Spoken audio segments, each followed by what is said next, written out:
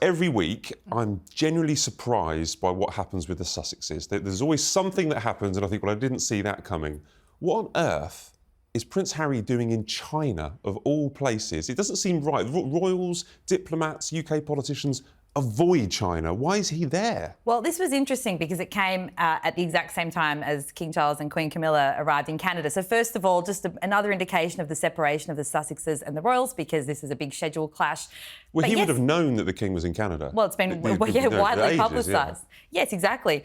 It's another example of that. We've seen this a bit with the diaries clashing. But yes, turning up in China was interesting at this point for Harry. It was part of the eco-tourism initiative that he pushes. He's part of Travellers. I believe he's the co-founder, and they're pushing for sustainable travel. So he spoke in that capacity. But again, it's kind of the latest in what appears to be a bit of an erratic year for him. It was surprising. As you say, we don't see the royals turn up in China very often. I think the Princess Royal was there a few years back. Prince William was there in 2015, I think it was. That was when the UK government was pushing investment in China, and we had like a deal. They had a state visit to the Chinese premier and stuff like that. There was a reason there, but a clear strategy, a clear diplomatic strategy. So again, it is a little bit random, to be honest. And again, because it popped up that exact same day as the royals arrived in Canada, it had a bit of an odd feel to it. Well, more so than usual. Because I'm always nervous about members of the royal family going abroad, and in the capacity that Harry has gone abroad, he's not representing the UK government, and sometimes people misunderstand that. He's not representing the royal family, but they'll see a prince out there in China and think, oh, there's some kind of royal rubber stamping on China. But one thing that jumped out to me was obviously Prince Andrew had his spy drama incident lately. I would have thought if you sat down with Harry, you would avoid China after everything that's happened to Prince Andrew. I think we can both establish that Prince Harry is a bit tone deaf, so he doesn't really pay mind to things that he probably should. And unfortunately for Prince Harry, now everywhere he goes, people are just thinking, oh, is that country safe though? But the UK isn't.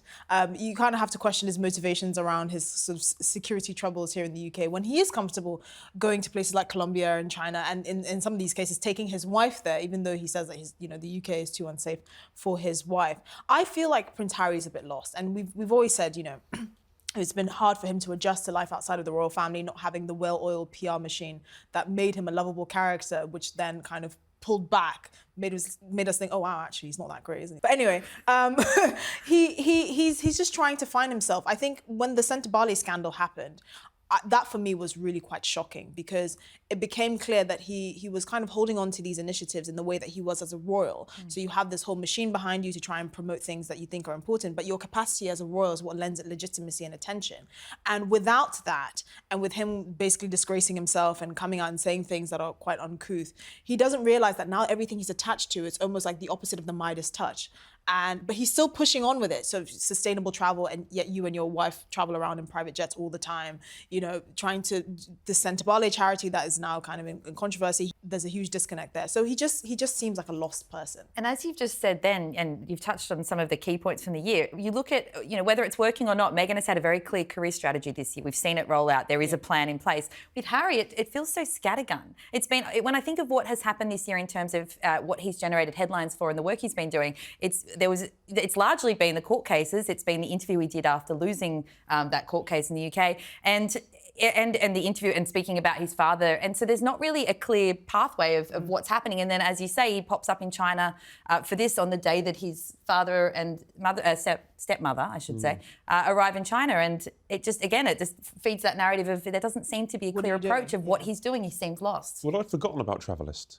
There hasn't been much noise about Travelist, so I think maybe he just took the opportunity to go and raise a bit of profile. But jokingly, a couple of months ago, I think when he went to Colombia and then Nigeria, when he was talking about security, I kind of joked on this show that where next he could go to North Korea. And it does appear that, he's pretty reckless, or he's pretty comfortable with just going anywhere in the world without thinking about the consequences. And as you mentioned with the Chinese spy drama, that was only, we've lived a lot of lives in the last 5 months, but it's only been a few months since that all happened.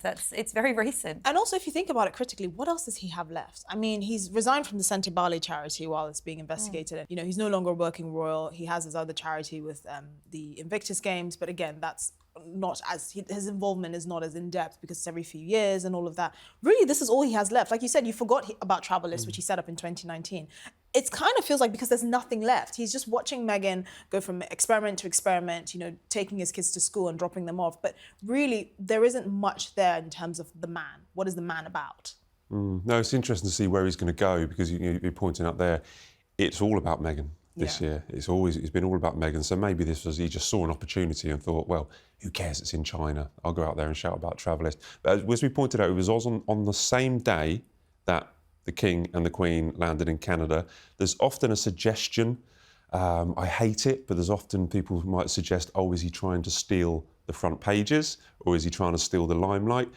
You can't steal the limelight from that state visit to Canada. It was pretty spectacular. What was your takeaway from the King and Queen in Canada, Bronte? Well, of course, it was the big speech. It was quite a quick tour, but he's really... 24 hours we were on the ground. Yes. But goodness, he made an impact. I think that was the whole point, right, of these quick trips. It was about being impactful. And given the speech that he made in Parliament and the, you know, underscoring Canada's sovereignty and really speaking about it being such a free country, and obviously this is while all eyes of the world are on it, because there are some tensions between Canada and the US in terms of the president discussing it as a 51st state. So it was a very pointed speech. It was a very supportive speech. And I think that, as I say, even though it was such a quick trip, it had such a major impact. So Harry's didn't really have cut through. You can't compare the two. No. This is my point. You know, you can't compare Harry going to the Travelist in China and King doing this in Canada are two completely different things. I used to think, oh, maybe it's a mistake, it's an accident. Prince Harry doesn't know, you know, the King's schedule. Now I just think they kind of piggyback off of it. So it makes it a lot easier when something is happening with King Charles and he's making these trips for Prince Harry's name to kind of be shoehorned in there. And I think he's doing that strategically because it just doesn't make sense.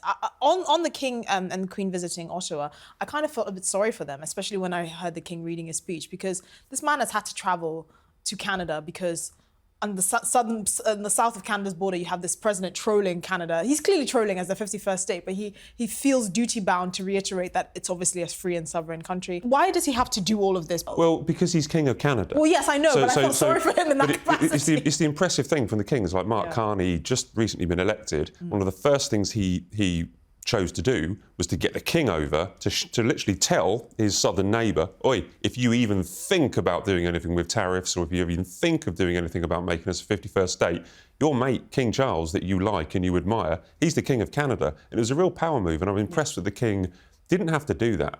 And he went there only for 24 hours. Yeah. There was just a couple of engagements, then he delivered that speech. And it was carefully written, but I think it did have the impact. But going forward, diplomatically, is he in hot water with Donald Trump now for going over and supporting Canada? Not. I don't think so. We know that the president adores the royals, but also, again, we've seen, as you've just said, I think he handled this very well, and it's such a delicate balancing act because he was speaking really as the King of Canada in that scenario.